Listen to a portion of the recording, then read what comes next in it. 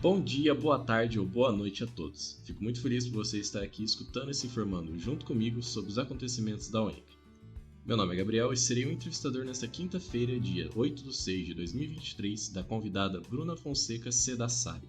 Para mais informações sobre quem sou ou qual o objetivo do podcast Servidos, você pode escutar o episódio Apresentação do Projeto, que já está disponibilizado. Sejam muito bem-vindos e vamos juntos nos servir das informações trazidas por nossa convidada. Como na última entrevista, o primeiro bloco vem para apresentar com quem estamos conversando, suas características pessoais, sonhos e objetivos. Seja bem-vinda, Bruna. Tudo bem? Tudo bem, Gabriel. Eu tô bem, e você? Como tá? Tudo bem, sim. É um prazer te receber aqui. Agora, para que as pessoas possam te conhecer melhor, quantos anos você tem? Quais seus hobbies? Quais as suas maiores qualidades e defeitos? Qual a qualidade em outra pessoa que mais te agrada? Qual o seu maior sonho? O que mais te irrita? O que você ainda gostaria de aprender? Me diga um pouco sobre quem é a Bruna. Bom, eu tenho 29 anos, né? Eu faço 30 anos esse ano, cara. E os meus hobbies... Bom, meus hobbies, eles são diferentes hoje do que você ouviria se tivesse me perguntado há um tempo atrás. Eu sou mãe, né?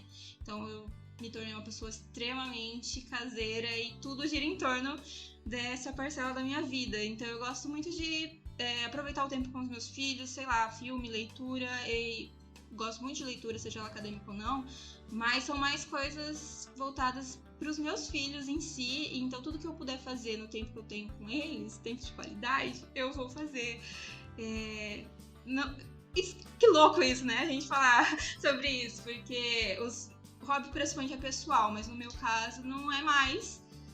Gira mais em torno do que eu consigo fazer e aproveitar com eles. O que mais a gente pode falar nesse início? Eu acho que uma das minhas maiores qualidades é a franqueza. Eu sou uma pessoa extremamente franca.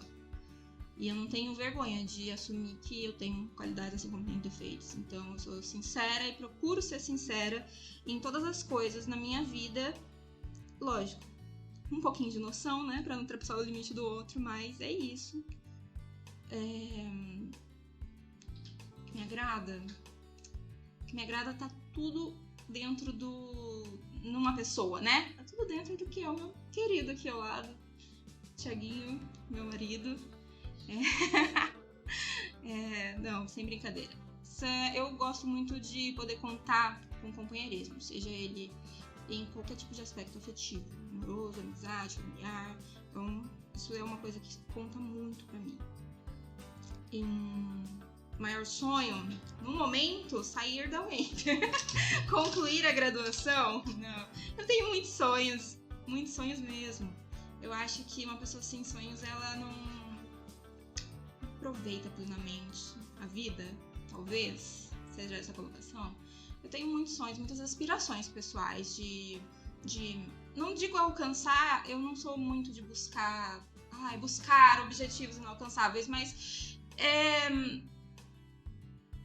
concluir a graduação, conseguir exercer o profissional hoje é uma prioridade, vamos colocar assim. Hoje é uma prioridade ver a minha família bem, poder contar com vislumbrar as lutas pelas quais eu acredito, que seja isso, esteja em torno disso. O que mais me irrita? Eu me irrito muito, muito mesmo com soberba.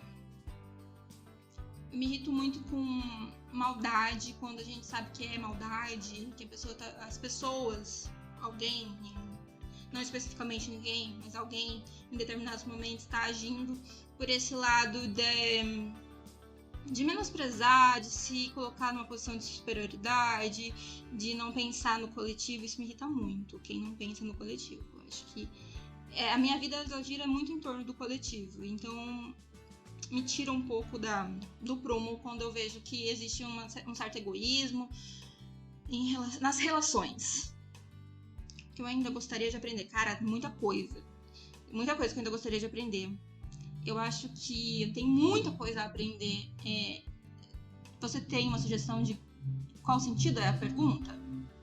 Quais as experiências você gostaria de ainda ter? O que você ainda quer viver, sabe? Aquilo que a gente gosta, quer aprender. Experiências, então, eu gostaria muito ainda de conhecer novos lugares, viajar. Eu acho que isso contém um grande aprendizado também, sabe? Conhecer outras culturas, conhecer outras pessoas, tá em torno disso. Então, quem é a Bruna? É a pergunta, né? Eu sou mãe, esposa, profissional, mulher indígena, venho de uma família de mulheres muito fortes, então isso compõe quase que 100% de quem eu sou, né? Esse caminho trilhado antes de mim compõe quase que 100% de quem eu sou e forma com absoluta certeza o meu caráter, né? Me torna uma semente dessas mulheres fortes. Então é isso, eu sou essa pessoa. Sou uma mulher que sabe de onde veio e que sabe para onde está indo, né? Que caminho quer seguir. E não se dissocia, todas as coisas que eu disse agora não se dissociam de mim, jamais vão se dissociar. Então, compõe parte de mim ser mãe, ser parceira na chefia de uma família, amparar a minha família de certa forma, e não só meus filhos e meu marido, mas essa família comunal, minha mãe, meu irmão, meus avós. Eu vivo muito nesse sentido comunal, então não tem como ser diferente. Isso constitui a minha personalidade, isso constitui os meus anseios e as lutas pelas quais eu luto. Agora passando para o seu contato com a universidade. Qual a sua graduação? Existe algum motivo em específico para ter escolhido essa graduação ou isso não foi algo planejado? E tendo uma vivência dentro dessa graduação, o que você gostaria de dizer para o pessoal que gostaria que alguém tivesse lhe dito antes de começar? Alguma curiosidade do curso, assim dizendo? E hoje eu curso História na UEMP. Tem sim um motivo para eu cursar História. Eu já havia cursado Direito anteriormente. Abandonei no meio. Não era para mim. Eu nunca estive feliz no curso, apesar de reconhecer que é um curso que, dentro da universidade e fora dela, tem um papel importante na formação social e na busca mesmo pessoal das pessoas que aspiram, né, estar dentro dele. Mas para mim não era o que eu queria, nunca será, na realidade, hoje eu vejo, com absoluta certeza, porque eu sempre gostei, desde pequena, pode parecer besta, né? Mas eu sempre gostei muito de brincar de escolinha. Eu venho de uma família de analfabetos, então meus 4 avós eram analfabetos. Os filhos fizeram ensino fundamental e foram trabalhar, e depois, tardiamente, foram se formando. Alguns não chegaram a se formar. Mas eu tinha muita vontade de ensinar minha avó a ler, porque a minha avó, ela conhecia dinheiro, ela trabalhava vendendo. A família da minha mãe é de quituteiras, né? Então trabalham com produção de comida. Ela sempre trabalhou vendendo, eu acompanhava aquilo, mas ela não lia. Ela não sabia ler um rótulo. E quando eu entrei na escolinha, eu queria muito ensinar pra ela. E essa é a minha memória mais antiga desse processo. Então eu queria ensinar pra minha avó a escrever o nome dela. E ela não gostava. Ela falava pra mim, não gosto, mas tá lindo, filha, tá lindo. E infelizmente ela nunca mesmo aprendeu a escrever, mas eu já tinha essa vontade. Eu gostava muito de brincar de escolinha, eu ganhei uma lousinha uma vez e ali eu ficava entretida. E eu já sabia que eu queria ser professora desde o período da adolescência, final da escola, tudo. Mas sempre tinha essa pressão, né? De, tipo assim, infelizmente, de você escolher uma profissão que te distancia um pouco da... Como que eu posso colocar isso? Porque não é a minha opinião pessoal, mas é a opinião do senso comum. Você tem que procurar medicina, direito, psicologia. São profissões superestimadas, né? E eu não digo isso para desmerecer nenhuma dessas profissões de forma alguma, mas é a realidade. São profissões superestimadas e existe uma cobrança para que você escolha uma delas. E foi isso, né? Eu fui fazer direito totalmente descontente. E engravidei, me casei. Não nessa ordem. Primeiro me casei, depois engravidei e abandonei a faculdade. Usei como pretexto. Saí. Quando resolvi retornar, aí eu resolvi fazer o que eu queria de verdade, que sempre foi história. Tive um professor fenomenal no ensino médio, Thomas Elias Bernese. Eu não sei se esse podcast chega até ele, mas ele é um cara muito incrível. também aqui do norte do Paraná, mas trabalhava em São Paulo, onde eu estudava. E ele tinha uma pegada muito decolonial. Já naquela época, como eu disse, sou mais velhinha, tenho 30 anos, então isso é 2008, ensino médio, quando eu fiz. Ele já tinha uma pegada dessa. E ele validava muito a existência das pessoas negras, indígenas, de uma Latinoamérica. E eu me sentia muito bem ouvindo aquilo, as experiências que ele passava, o senso crítico que ele tentava produzir. Eu me identificava muito, então eu me espelhava muito nele. Queria um dia poder ser um profissional como ele era naquele momento pra gente, ali na sala. E aí eu resolvi que eu ia prestar vestibular. Meu marido me incentivou muito na época, ele sabia do meu desejo de terminar os meus estudos. Eu não sabia se eu voltaria a cursar direito ou não, mas daí quando eu comecei a estudar para tentar o vestibular de final de 2019 para o ano letivo de 2020, eu escolhi História, e aí como segunda opção eu ainda coloquei Direito novamente. Falei assim, bom, se nada der certo, eu volto para onde eu tava, né? Pro ponto de partida. Mas passei, graças a Deus, e tô muito feliz. Eu realmente não errei quando pensei que era o que eu queria. Cara, quando a gente fala de curso de História e qualquer faculdade de Ciências Humanas, o pessoal pensa que é um bando de hippie, né? Um bando de hippie, super na vibe marihuana, o dia todo filosofando, e que não tem nada além disso. E aí quando eu entrei, eu me deparei com coisas que eu não esperava, de fato. Como eu sempre fui uma pessoa à esquerda, e eu achava que seria assim, que a comunidade seria toda essa. E eu me choquei, pra te falar bem a verdade. Como eu vinha de um outro curso que essa não era a realidade, então eu era o ponto fora da curva. Aí eu cheguei em um que eu achei que eu ia ser, tipo assim, só mais uma, e de repente continuava sendo o ponto fora da curva. Óbvio que há uma imensa maioria de pessoas dentro do curso de História, ou de curso de Licenciatura e Ciências Humanas, que estão à esquerda também, mas eu me deparei com uma galera meio barra pesada, entendeu? No sentido da oposição, né? E não sei, eu me deparei com tudo, gente, de monarquista, sei lá. Então isso é uma coisa que não me prepararam. Foi o que me chocou. Claro que todo mundo tem sua liberdade de acreditar no que quiser, de professar a fé que quiser, de ter opiniões políticas que quiser, que se identificar, mas eu não tinha noção de que a caixinha da graduação em História era muito mais diversa do que de fato é. Não tinha essa noção, não.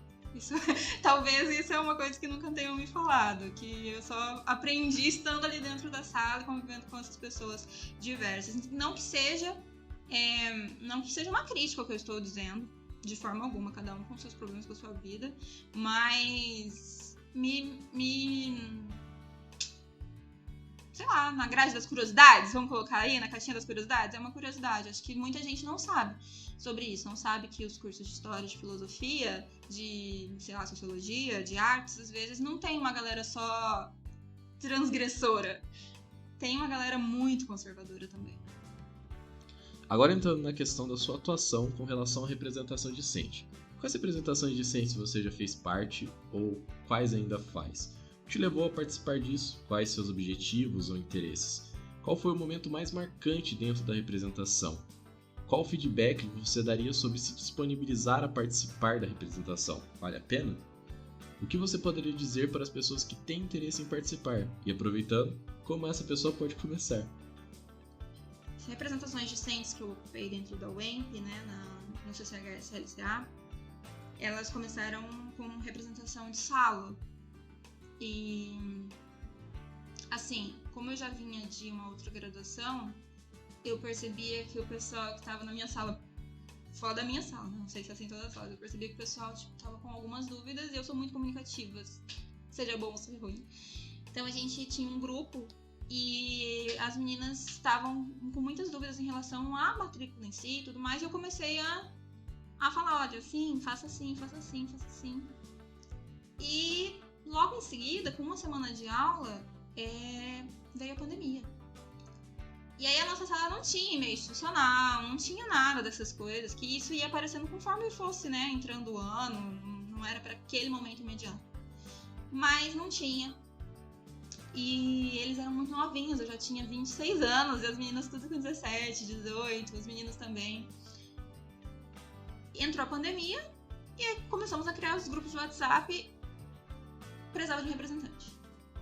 E aí eu comecei a auxiliar como representante de sala, para transmitir as salas de aula, recados, e fiquei interinamente até que houve a votação e de fato não tinha mais ninguém que queria, ficou eu mesmo.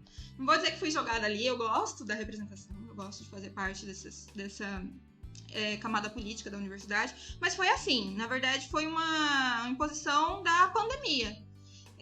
Precisava de alguém rápido e precisava de alguém que soubesse lidar com essas questões mais burocráticas. E eu tava ali e tava disposta, tava muito feliz de voltar, tava animada, ainda deslumbrada, então fui eu. Esse é o que me levou a participar, né? Esse é o meu interesse inicial. O momento mais marcante, porque daí depois eu fui, em decorrência da pandemia, entrei para o CAIS, participei das mobilizações pela suspensão do calendário naquela época. Da período de pandemia a gente tinha muito medo, teve uma grande evasão, foi muito triste, porque foram muitos sonhos que se perderam ali naquele momento. Foi um semestre inteiro de incerteza, então era para durar 15 dias e durou 2 anos. E aí nesse caminho muita gente foi desistindo, né? Então foi bem complicado. Então, mas o momento mais marcante está sendo agora. É que eu preciso criar esse cenário para entender, né? Que além da representação de sala, eu passei para o CAIS em decorrência da pandemia, por conta das manifestações estudantis, por conta das aulas online, das reuniões que a gente fazia, para tentar ser um auxílio naquele momento, para combater a evasão, para buscar por permanência. Então eu já passei para o CAIS, entrei em cargo de suplência, só que fui aprendendo, fui ficando. A pandemia não acabou em 15 dias, então trocou de mandato ali dentro e eu fui entrei como suplente naquela primeira chapa já vigente, aí passei pela segunda chapa, foi uma chapa interina, e ficamos eu e a Ana Luísa quando o Henrique e a Gabi se formaram, que eram os presidentes, nossos veteranos. Aí eu e a Ana Luísa ficamos interinamente como presidente e vice-presidente da chapa. E fomos agregando os representantes de sala, porque não tinha condição de se fazer uma nova eleição. Então, o que a gente fez em caráter especial? Integramos os representantes das turmas dentro da chapa do CAIS para continuarem a atividade por aquele período de pandemia. E agora, recentemente, depois do retorno ao presencial, eu passei, e depois da formatura da Gabi e do Henrique, eu passei a representante discente do curso. E aí eu fui indicada pelo conselho dos estudantes do curso. Então, por todos os representantes de turma, fui indicada para assumir a representação discente na cadeira da comissão executiva do colegiado. E depois, isso 2022, e agora 2023, houve uma nova eleição, daí já era presencial, então houve períodos eleitorais, e eu estou como representante do centro também, junto com a Ana Clara, que esteve aqui com você. Então, hoje a gente é representante do CCHR específico, né? Eu e a Ana Clara, ela em filosofia, eu em história. E eu espero que seja a última cadeira para ir até o final da graduação. E, bom, o que eu tenho para dizer, que feedback eu tenho para dar em relação a isso, para quem quer começar? Cara, apesar da loucura que é o movimento estudantil, quem participa de movimento estudantil sabe que é uma loucura. Eu sou muito tranquila em participar. Tem horas que eu fico ansiosa, que eu fico chateada, que eu me estresso. Sim, óbvio. Tudo que é ligado à política gera sentimentos nesse sentido. Mas, porque além dos órgãos da instituição, nós somos pessoas, somos humanos, temos nossas emoções e não tem como, isso não se dissocia. Né? Suas pretensões pessoais, suas emoções, a forma como você vê o mundo não se dissocia de como você se coloca dentro desse cenário político. Então, se você tem vontade de participar, vá em frente.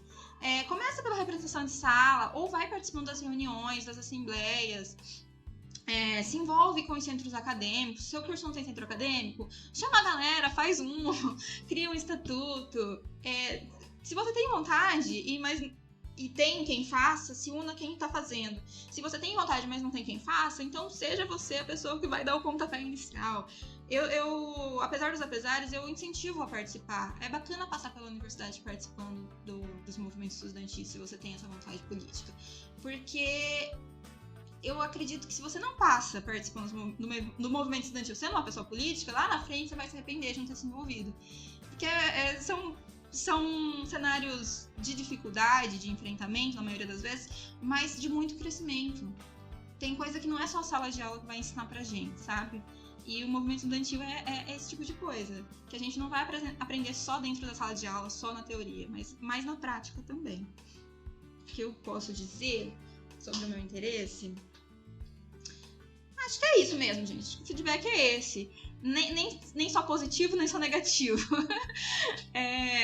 E é particular também. Talvez a minha experiência ela sirva de alguma coisa para alguém, sim. Mas a minha experiência, além de ser institucional, ela é particular. Então ela não vai ser a mesma experiência dos meus colegas que se envolveram, que vieram antes de mim, que vão vir depois de mim.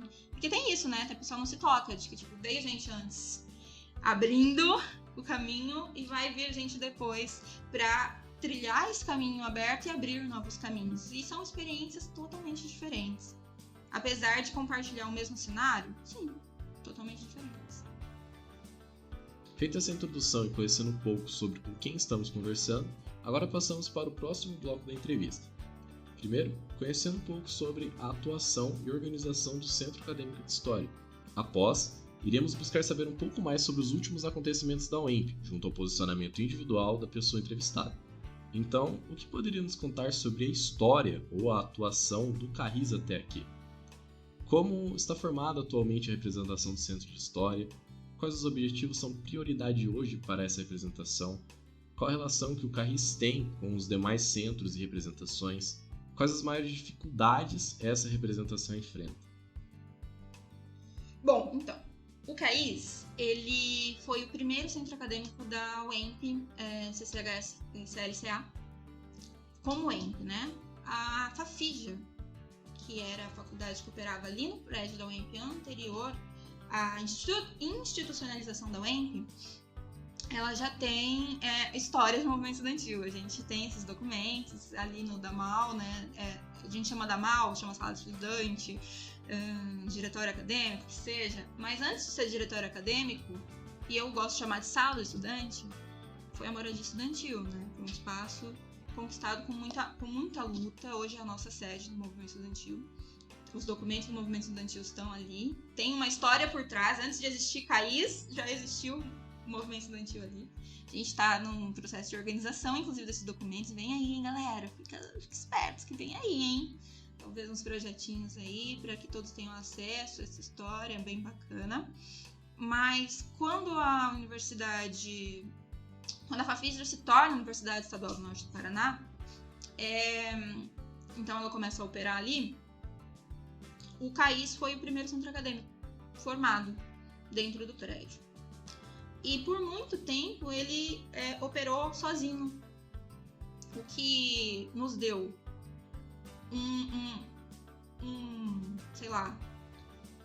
uma gama de experiências, óbvio, mas o que não é bom também, porque operar sozinho politicamente é broca, é difícil. E é um centro acadêmico que foi criado por mulheres. Eu ouvi a entrevista da Ana e ela falou sobre isso também, né? Sobre como nós somos vistas ao nos colocarmos aí na linha de frente do movimento. Então, a Samantha, cara, ela é uma pessoa muito, muito bacana, que é a primeira presidenta do Centro Acadêmico de História. É uma menina muito de luta. Eu não a conheço pessoalmente, mas eu admiro profundamente tudo que ela fez, que eu tenho conhecimento de como ela lutou para levantar o CAIS junto com os pares dela naquele momento. E eu tive a oportunidade de, depois da formatura, agora ela está numa outra fase profissional, de acompanhar o trabalho profissional dela. de acompanhar ela como professora em eventos, palestras que ela oferece, discutindo o gênero, sabe? Ela é uma menina da hora demais. Talvez ela não saiba quem eu sou, mas eu sei quem é ela. E aí que tá, né? A galera, às vezes, a gente não sabe quem é todo mundo, mas se você tá na linha de frente, o pessoal vai saber quem é você. E esse é o legado dela. E aí depois dela veio a Fernanda. É óbvio, tem muita gente aí nos bastidores trampando dentro do movimento estudantil. Mas eu vou citar as meninas porque são pessoas que eu uso como referência. Então, teve a Samantha, foi fundadora do CAIS nessa fase atual, mais recente. Aí, após ela, veio a Fernanda. A Fernanda também é uma menina firmeza pra caramba. Ela ajudou muito a gente durante a pandemia, já formada. Ela já estava formada, mas ela viu a situação que a gente estava. E ela ajudou a gente demais. Até recentemente ela ajudou a gente a formular uma nota bacana aí. Ela tá sempre em contato, nos ajudando aí nesse movimento político. E a partir do CAIS, das ocupações,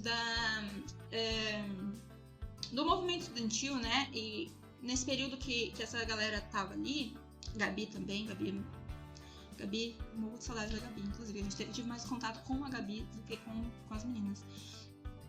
Houveram greves também nesse período, houveram ocupações, houve muita resistência, muita luta por parte do movimento estudantil, composto por essas mulheres, pelos seus colegas nesse período, que resultou na moradia estudantil, inclusive, né? Então o pessoal sai desse prédio que a gente usa como diretório e passa para um outro local que a UEMP passa a disponibilizar, que não é ainda o ideal, a gente sabe disso, mas é uma conquista, indiscutivelmente é uma conquista. E nasce daí, dessas movimentações, o DAMAL e o DCE. Talvez eu esteja falando muito atropelado, mas espero que esteja dando para entender.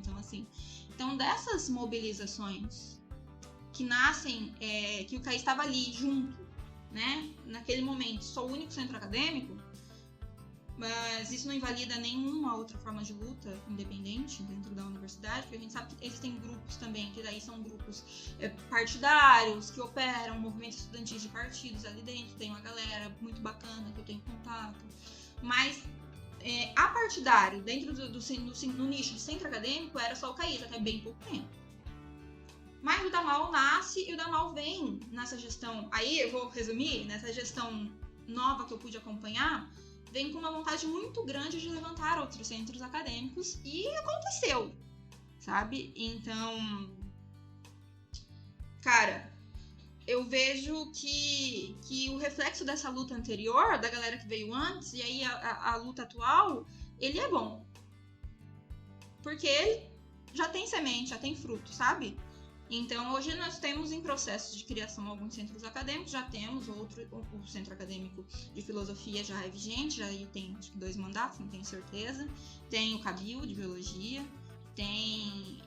já trocou de mandato várias vezes o DCE, tá em novo mandato, inclusive agora, vigente, tá em formação o CAPED e existem possibilidades de muitos outros se organizarem, né? A militância, ela é importante, mas ela também tem que ser organizada. A gente não pode esquecer disso. E passar por essas instâncias institucionais também é importante. Então eu vejo com muito bons olhos toda a história que o CAIS trilhou até aqui, o legado que ele vai deixar para quem vier depois. Porque assim, o pessoal pensa muito efêmero às vezes, né? Então, o que eu quero dizer com isso? A gente sabe que é finito, entendeu? A nossa passagem, a gente sabe que a gente vai passar por ali. Só que é mais rápido do que a gente pensa, óbvio. Só que depois da gente vai vir outros estudantes que vão ocupar essas cadeiras. E o que a gente vai deixar de importante para eles? É o que às vezes eu me preocupo na gestão do CAIS, que eu tô, se Deus quiser, logo vai estar trocando. Que a gente já tava em processo eleitoral aberto, né? Tá suspenso assim como o calendário. E segue suspenso até o retorno normal. Mas penso que a gente precisa passar essa tocha. Não esperar formar para passar. Acho que a gente precisa passar como manda o estatuto anualmente. Em caráter especial, a gente ficou muito tempo. Essa chapa que eu tô agora ficou quase que 3 anos. E a gente precisa, a necessidade de que hajam pessoas novas o tempo todo, transitando por esses espaços, sabe? Para que o movimento cresça. Porque senão, ele não vai crescer. E aí, se a gente for falar das relações que o CAIS tem com outros centros de representação, foi importante fazer esse preâmbulo. Então, assim, a gente acredita, né, que tem uma boa relação com todos eles. Eu acredito, particularmente, que nós tenhamos tido uma boa relação com o DAMAL, nós tenhamos tido uma boa relação com o DCE, nós tenhamos tido uma boa relação com o CAFIL. O CAFIL, na realidade, ficou um tempo inativo, mas ele retomou de uma gestão que já era existente. Então, assim, ele também é um centro acadêmico tão antigo quanto o CAIS. Veio após o CAIS, mas tão antigo quanto o CAIS. É que ficou inativo por muitas circunstâncias em decorrência da pandemia. E a gente tem uma boa relação, já realizamos eventos juntos, eu espero que em breve possamos fazer isso novamente. Mas com os outros centros acadêmicos, os novos centros acadêmicos, nós ainda não tivemos a oportunidade de construir essa ponte. Mas eu acredito que é super possível, e essa possibilidade abre um leque muito grande de crescimento para o movimento.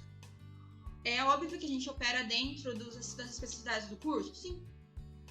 Mas nós temos pontos em comuns que são indispensáveis. Então, eu vejo que o principal ponto em comum dos centros acadêmicos hoje é a permanência estudantil, principalmente num centro de letras, de ciências humanas, de artes, porque são filhos do proletário ali. Então, a nossa preocupação com a permanência, ela gira em torno da nossa categoria dentro da classe. E a nossa permanência não se dissocia da luta de classe, por exemplo. São alunos majoritariamente trabalhadores, que estão agarrados à oportunidade, e que a formação profissional, ela também é uma ascensão.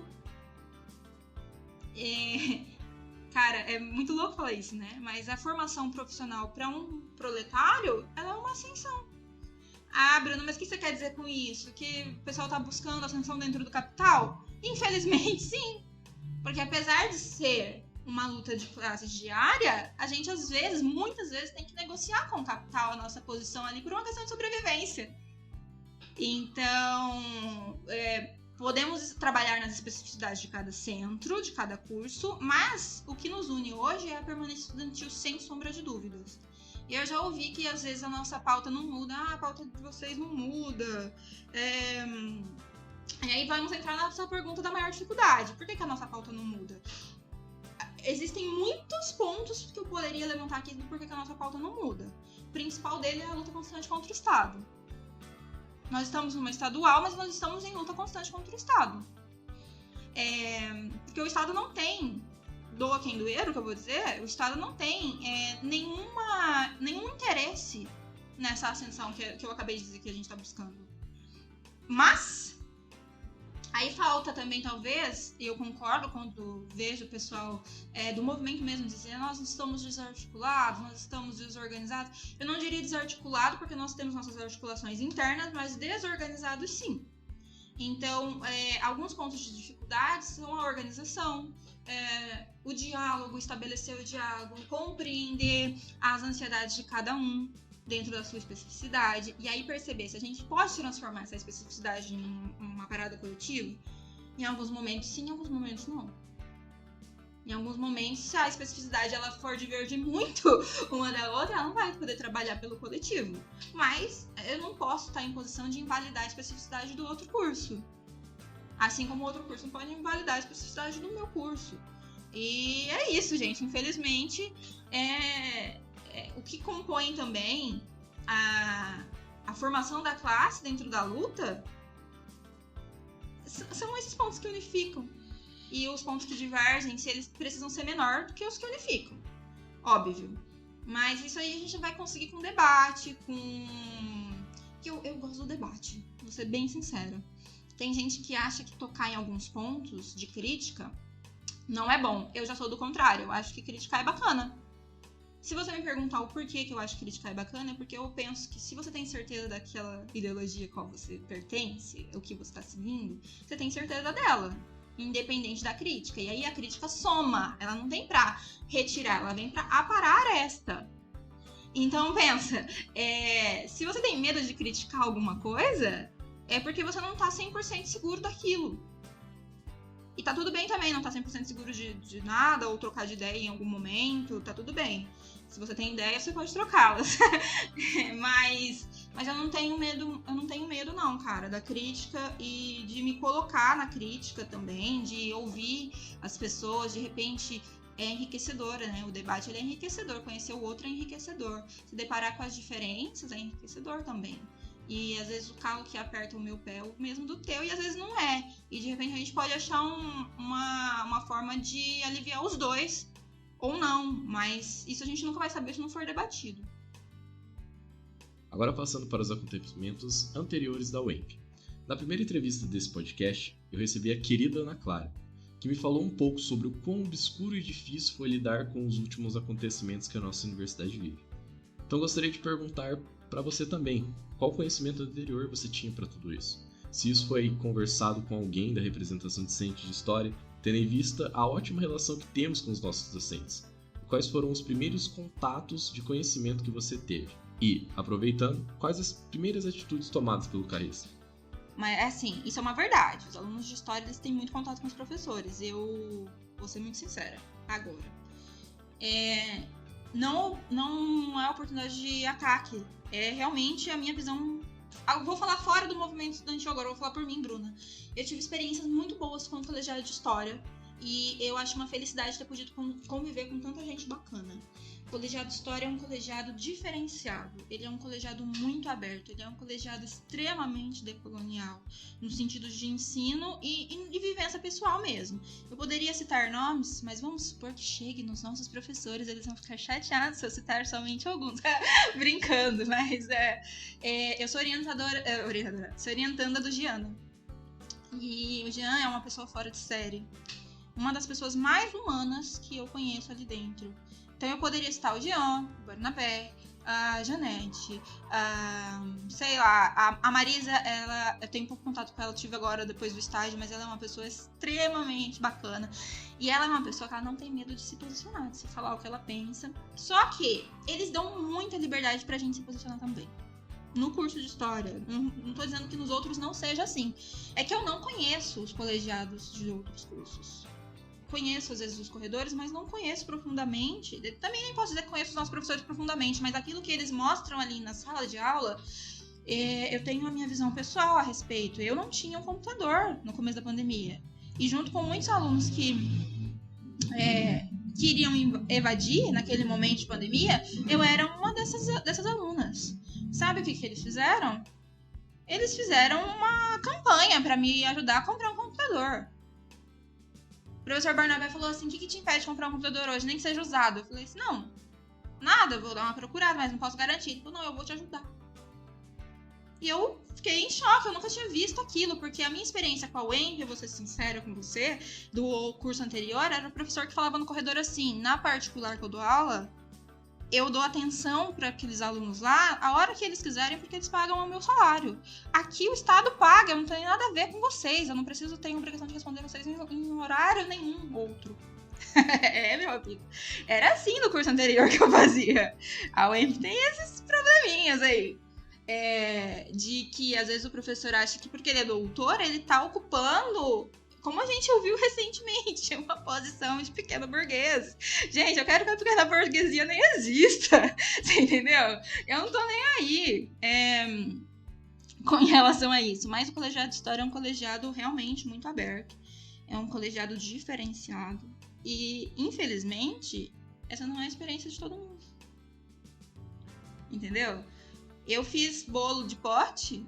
E os professores compraram meu bolo de pote pra fazer uma vaquinha solidária pra comprar um computador. E eu comprei o computador. Eu consegui uma parte à vista, dei uma entrada e parcelei depois um restante num cartão da minha tia. Entendeu? E na época, né, era esse o cenário. Mas, então eu vou falar pra você que esses professores não são humanos? Mas, em relação à experiência que outros colegas têm com outros colegiados, que eu sei de conversas de corredores, daí, eu não tô dizendo que é o fato, mas eu acredito em quem me contou, é outra, totalmente outra.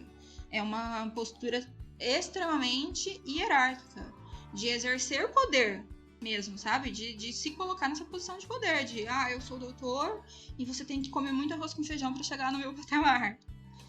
Infelizmente, essa às vezes é a experiência. Mas como estava organizado isso? No indicativo da greve. Vamos lá, então. Como disse, o CAIS é muito ativo, nós temos representações em todas as salas, a gente tem muita gente envolvida no movimento. E, cara, a gente sabia do indicativo e a gente ouvia muita coisa. Os professores também, em sala de aula. E havia medo por parte dos professores também. Eu não quero jogar ninguém no fogo aqui, mas isso daí é óbvio. Nem dentro do colegiado era unânime se haveria ou não uma greve. Mas em primeiro momento, a nossa atitude foi apoio. Nós fazemos uma licenciatura. Só que o que a gente ressaltava desde o início? Além da categoria professor, existem os servidores, existem os alunos, existem funcionários ocupando diversos lugares ali dentro da universidade, desde o funcionário da limpeza até um segurança, o pessoal do administrativo. Existe uma série de pessoas envolvidas na máquina da educação, sejam elas políticas ou não. Então, a gente desde o início a gente apoiou. Só que a gente queria entender como se dava. Aí tem o negócio que pega. Eu já tinha dito aqui que a gente vem de uma pandemia. A sequela da pandemia qual que é? A desarticulação, a desmobilização. Qual é a palavra que vocês querem empregar, pessoal? Fiquem à vontade. Só que ninguém se tocou, e isso foi uma parada que os professores não se tocaram. E quando a gente criticou, eles receberam mal. Eu não vou dizer que a totalidade dos professores de história, não vou dizer isso. Mas a gente foi muito maltratado por professores de outros cursos. Só que eles não pararam para pensar. E por que eu digo a gente? Porque eu estava na articulação multicampus. Nós vínhamos desde a pandemia construindo essa articulação. O DCE, da última gestão, se comprometeu muito em criar manuais de representação discente, de representação estudantil, se comprometeu em ocupar muitas cadeiras dentro das representações. Consune, Centro, CEP. É histórico. A gente tem hoje 10 alunos no CEP, votantes. Aí vem alguém e fala pra gente assim, porque o movimento sempre fala de ter o voto paritário, mas a gente nunca vê o voto paritário aparecer. Claro que não vê. Antigamente tinha 2 representantes de CEP.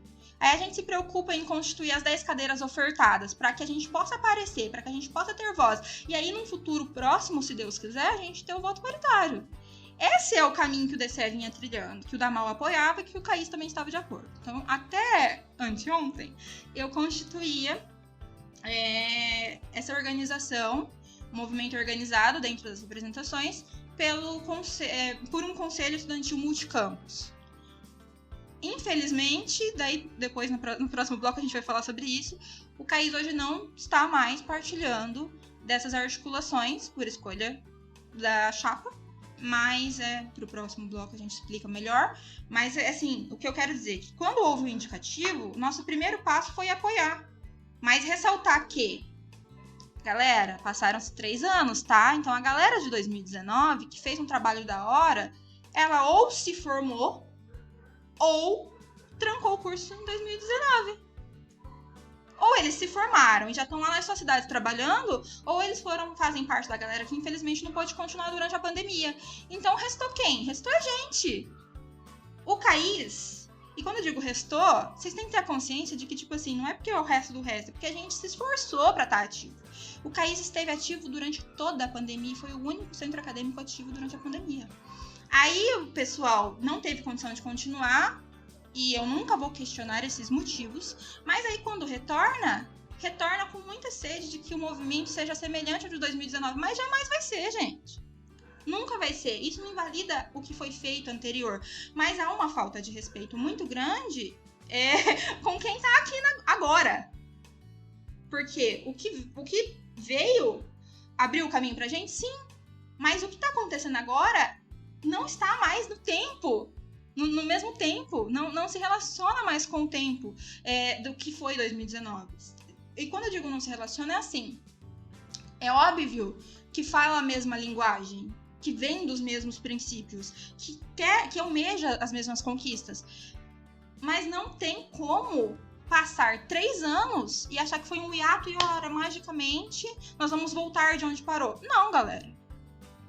A gente passou por esse período de pandemia. Tem muitas sequelas desse período.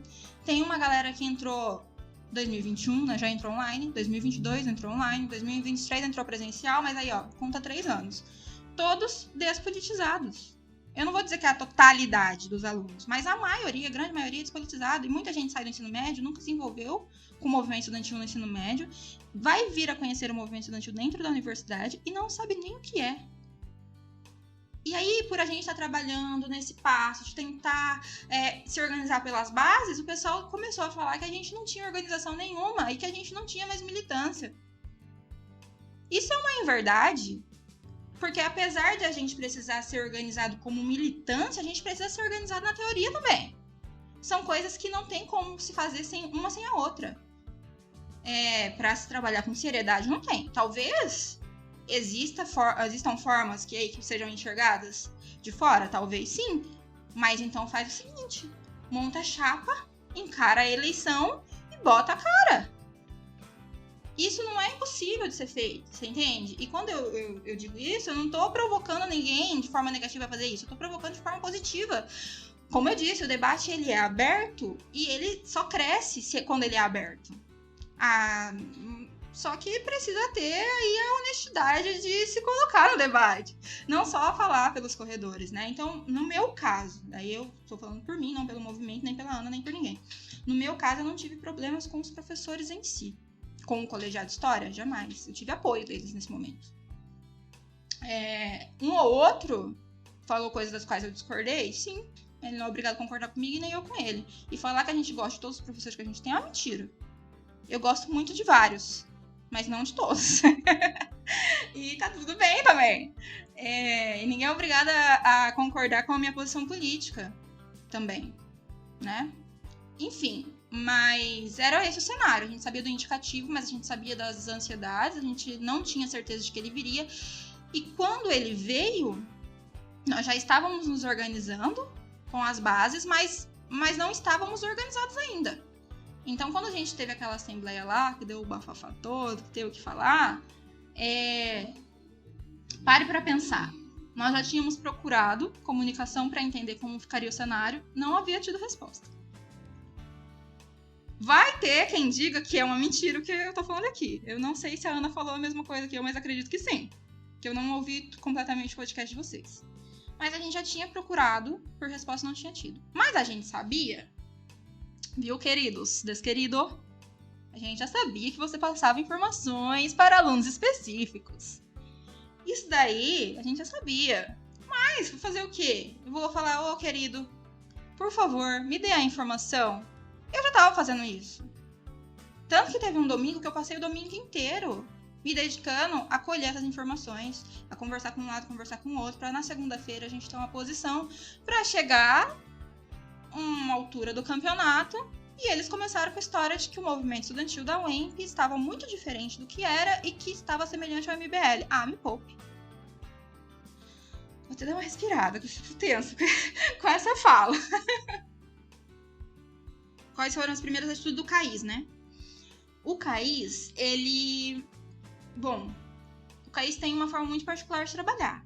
A posição do CAIS sempre foi muito clara. O CAIS, ele é um órgão político, partidário sim, mas está à esquerda e é um órgão de enfrentamento. A gente se posiciona sempre.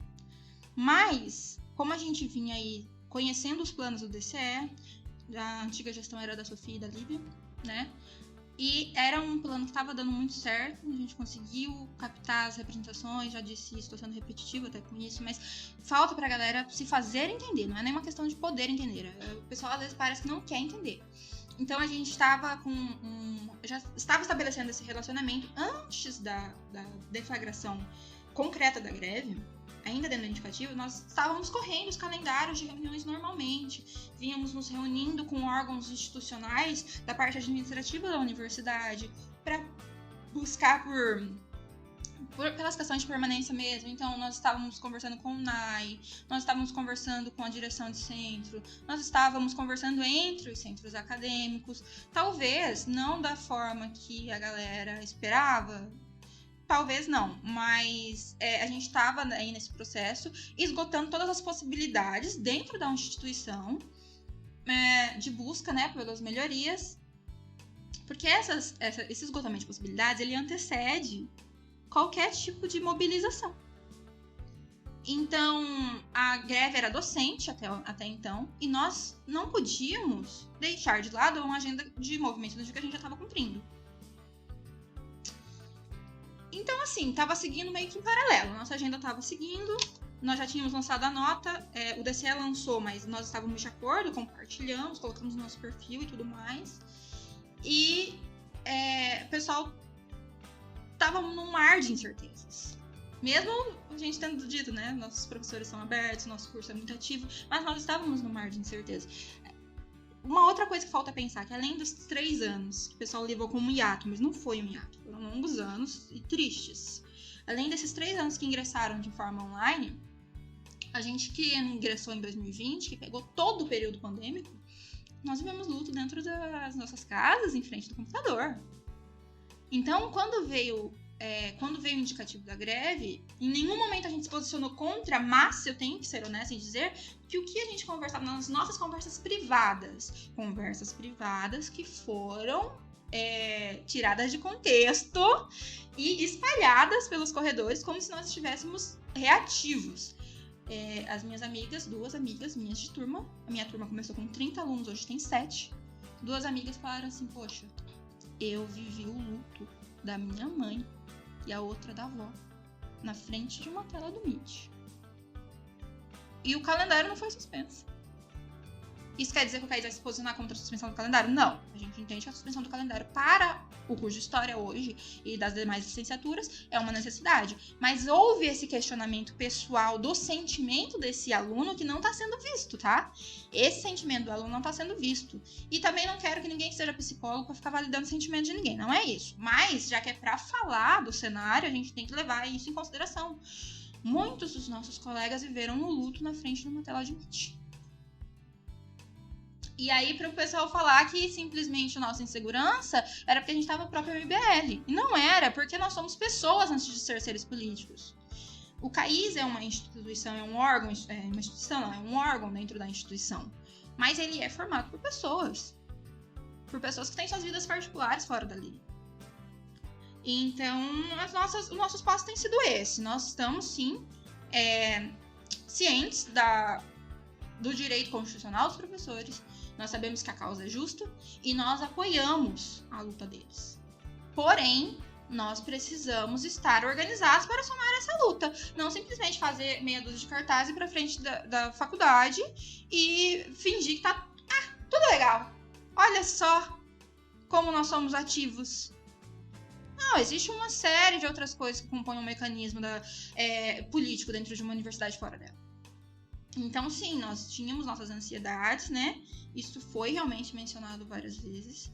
É óbvio que daí tem uma galera que já é mais à direita, ela se aproveita desse cenário caótico, né? E começa a levantar suas opiniões, abrir suas asinhas, mas eu vou parafrasear o professor Carreri aqui agora.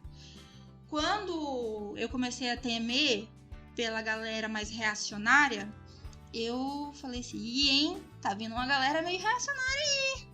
Tem uma galera que entrou, tem uma calorada aí meio reacionária, um pessoal da camiseta do Brasil, né? Tem umas ideologias que não devia. Sabe o que ele falou pra mim? Ele me corrigiu muito sabiamente. Ele falou pra mim assim, olha, nós temos que ter paciência com esse pessoal, tratá-los, ok, né? E dar a oportunidade de eles cursarem, viver a universidade, se as leituras, se o aprendizado aqui dentro for útil e esclarecê-los de alguma forma, essa é a oportunidade que a gente pode dar. Mas não entra em confusão com isso, não entra em confronto. Isso daí partiu do professor Carreri, cara. Ele me deu essa dica, porque como sou representante docente, lido direto com a comissão executiva, ele me deu essa dica. E aí eu botei o pé no freio. Depois eu não entendi muito bem. E daí a galera estranhou o meu pé no freio. entendeu? Mas eu tô tranquila de que eu recebi o conselho, absorvi o que era bom e continuei trampando, fazendo o meu corre. E é isso. Infelizmente, nem sempre a ideologia vai ser só que a gente apoia. Vai ter a oposição e vice-versa. Mas também tá tudo certo. Eu acho que até o final desse cenário vai ter muita coisa ainda para acontecer, entendeu? Até o final de tudo isso, vão ser levantadas muitas outras especificidades, pautas, lutas, divergências, e a gente vai continuar lutando. Então, a postura do CAIS é essa, continuar lutando. E eu vou falar uma coisa pra você, o pessoal não entendeu muito no início. Nós nunca descartamos uma ocupação. Nós nunca descartamos uma ocupação, nós nunca descartamos ações mais radicais. Pelo contrário, a gente tem muita simpatia por essas ações. Mas será que elas iriam ter êxito? Do jeito que estava? Do jeito que começou? Do jeito que desde o início estava? Será que haveria êxito? Vai ter gente que vai falar, sim, teria. E tá tudo bem, eles falarem que teria. E eu, com certeza, estou de acordo com essas ações afirmativas que sejam. Só que a gente não pode ignorar que nesse cenário, nós que compartilhamos desse pensamento não éramos a maioria. E aí a gente tem que fazer escolhas. Nesse ponto a gente tem que parar, pensar e fazer escolhas. Nós vamos incentivar o trabalho de base e fazer com seriedade. Demore o tempo que demorar. Ou a gente vai chegar chutando a porta e assumindo risco. E aí é uma questão pessoal de que vai ter gente que vai falar pra mim que tem que chegar chutando a porta e assumindo risco. E vai ter gente que vai entender, compreender que se o plano é maior, ele precisa de um trabalho de base para solidificar. E é isso, entendeu? Tá tudo bem concordar e discordar e... na realidade, eu não me importo muito com a gritaria excessiva. Eu me importo com quem tem coragem de falar. Tem um menino, durante a Assembleia, ele foi muito respeitoso. Brian, o nome dele. Ele é representante de centro de biologia. E eu tô falando dele aqui respeitosamente também. Ele se inscreveu pra fala e ele expôs ali o que ele pensava a respeito da nossa posição naquele momento. E ele falou coisas das quais eu concordo muito. Sobretudo com muita educação. Mas ele sabe por que ele ganhou o meu respeito ali? Porque ele teve respeito ao falar. Ele buscou, naquele momento, dialogar com a gente de igual para igual, expondo as opiniões dele, que não eram divergentes das nossas, apesar da operação ser diferente, os pontos dele não eram diferentes dos nossos. E aí depois eu até falei, caraca, que menino de coragem, da hora o que ele fez. Agora, o restante, gente, que não tem coragem, que fica só por grupinho de WhatsApp ou pelo corredor da faculdade, criticando e não propõe nada, vai me desculpar, mas tem que pensar o seguinte, tá mais tempo na universidade do que o tempo do curso. E só critica. Só critica. A crítica, ela é válida quando ela é acompanhada de ação. Se você vai criticar, você tem a obrigação de ter ações para com isso. Se você não vai ter ação nenhuma, não perca seu tempo criticando quem tá fazendo. Eu não tô dizendo pra concordar com tudo do pessoal que tá fazendo, porque realmente ninguém é perfeito. Agora, você vai criticar? Então beleza, meu irmão. Então você vai pegar na enxadinha, no seu martelinho e na sua foice, e você vai trabalhar pelo convívio comunal. E quando eu digo convívio comunal é porque eu flerto muito com o comunismo. Eu sou a esquerda comunista. Eu não tenho muita simpatia pela esquerda cirandeira, não. E... enfim, eu acho que você tem que mostrar o seu trabalho. Eu não tenho obrigação nenhuma de concordar também daí com essas outras pessoas. Só que eu jamais vou desmerecer, deslegitimar ou falar quaisquer coisa que seja em respeito a alguém simplesmente pelo prazer de falar. Isso nunca. E talvez eu tenha tido essa interpretação, e essa interpretação é minha, pessoal, minha, tenha tido essa interpretação a respeito dessas falas, e no fundo pode ser até que nem seja isso. Só que daí a pessoa tem que chegar, conversar, expor o lado dela e falar, nem foi isso, daí e tal. A gente pode trocar ideia, tô aberta, a gente se acerta. Aberta sim, viu, galera? Nem com todo mundo também não. Mas Teve já uma pessoa que me procurou aí, falou que queria conversar. Eu falei pra ela, não estou no momento de conversar agora. Porque quando foi pra eu pular na tua bola, eu pulei. E aí agora você tá espalhando mensaginha falando que eu sou o MBL da UEMP, menina. Tá louca? Aí a gente até ontem tava na atividade dentro do movimento estudantil. Aí hoje eu recebo lá o textinho. E esse texto saiu de um professor ridículo. Foi ridículo. O professor se deu ao trabalho. Eu não sei o nome dele, então não vou falar. Eu sei só o curso. Mas se eu soubesse o nome dele, eu ia falar o nome dele. Ele fez um textinho, pegou a foto da Araís, uma foto que foi depois veiculada. Tipo assim, uma foto que foi veiculada, mas totalmente fora de contexto, da Araís se manifestando. Com as perguntas que os discentes dela tinham passado para ela, e daí no SSH e SLCA, né? E também são coisas que dentro do CCH também eram dúvidas, CCS, CCSA, eram dúvidas gerais, mas ali naquele momento ela estava representando a parcela que cabia a ela. Tiraram uma foto dela e publicaram essa foto num veículo de informação dentro das representações aí. Aí a galera que não gostou da publicação foi lá, printou a foto e fez um textinho ridículo, que foi compartilhado depois nos grupos de WhatsApp, chegou pra gente, prints e compartilhamentos, onde falava lá, porque o movimento estudantil da UEMP tá composto por meninas brancas fascistas, tá, a galera tá o próprio MBL, porque, gente, eu juro por Deus, tinha umas 10 linhas o texto, e aí quando eu fui falar assim, mas quem que foi que falou isso daqui?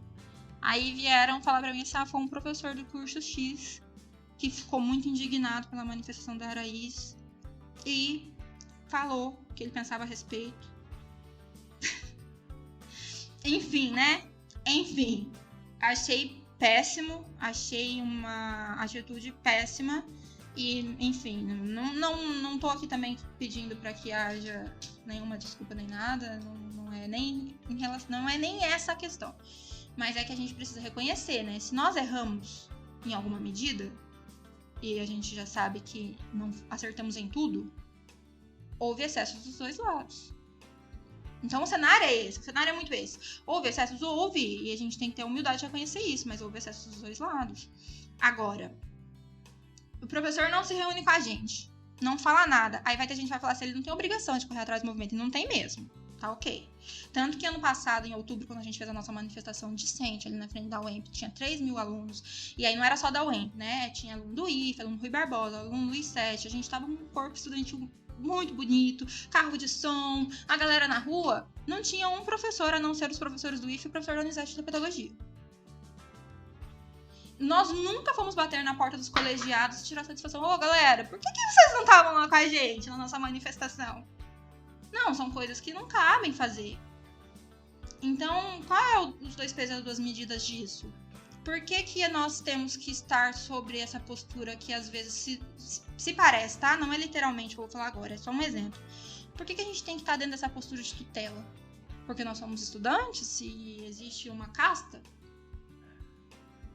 hierárquica de professores? Não sei, isso me incomoda um pouco. Mas é como eu disse, isso não é um pedido de resposta a ninguém, é só uma reflexão que eu faço comigo mesmo, em relação a como eu me porto e me coloco dentro dos órgãos estudantis e como representante dos estudantes. São reflexões pessoais minhas, e elas, às vezes, não ultrapassam o meu pessoal, elas não seguem pra frente do coletivo, tá? Tem coisa que é bom separar. A gente, quando fala por nós mesmos, é uma coisa. Quando a gente fala pelo movimento, é outra. Em alguns momentos, essas opiniões vão convergir. A sua opinião pessoal vai convergir com a do movimento. E, às vezes, não. Às vezes, a chapa inteira se reúne e vota, vence a maioria. E aí, a gente toma uma decisão que a maioria decidiu. E é isso. O CAIS seguia muito isso. Então, tem o DCE, que é o órgão máximo estudantil. Tem o DAMAL, que é o órgão do centro. E o CAIS vem depois. Até que as atitudes não estejam mais alinhadas dentro da autonomia do centro acadêmico. Aí o centro acadêmico tem autonomia de trabalhar politicamente como quiser. Mas, até o momento, para mim é muito caro esse tipo de contato com as articulações discentes. E isso, para mim, é um reflexo de força. Nós nos articulamos muito com filosofia e geografia durante a pandemia. E aí eu ia cortar essa articulação agora, porque simplesmente os cursos específicos de filosofia e de geografia têm suas posições diferentes das nossas, e eles vão cortar com a gente porque a gente tem posição diferente? Não. Não. Hoje a postura do Caís é outra em relação aos desdobramentos jurídicos, isso sim. Mas podemos explicar mais à frente. Após isso, foram realizadas diversas reuniões, assembleias e tratativas. Foi realizada a reunião docente com o sindicato, a assembleia docente com a sua deflagração de greve e diversas problemáticas, a assembleia discente, uma divisão de interesse entre estes, a reunião com o comitê de diálogo e, por fim, a reunião do CEP, que votou favorável ao cancelamento do calendário. De todos esses acontecimentos, o que você gostaria de nos falar ou quais esclarecimentos ainda ficaram faltando? O que você acha de tudo isso, seu posicionamento e atuação? E qual a atuação e posicionamento da representação do CARIS até agora? A grande questão é que até que medida, e é por isso que o CAIS agora se afastou dessas negociações coletivas, até que medida o interesse individual pode se sobrepor. Então, tipo assim, os professores deles não pararam. Então, eles têm o direito de assistir a aula. Dentro da perspectiva deles, tem. Eu vou lá bater a panela na frente do direito? No momento, não. Se houver a necessidade disso no futuro, sim. É bom eles terem essa clareza. Que não é a primeira vez que isso acontece. E uma das vezes, a gente entrou lá dentro do prédio. Eu digo a gente porque eu me sinto pertencente desse prédio, apesar dessa massa, né, estudantil. Mas não fui eu, em específico.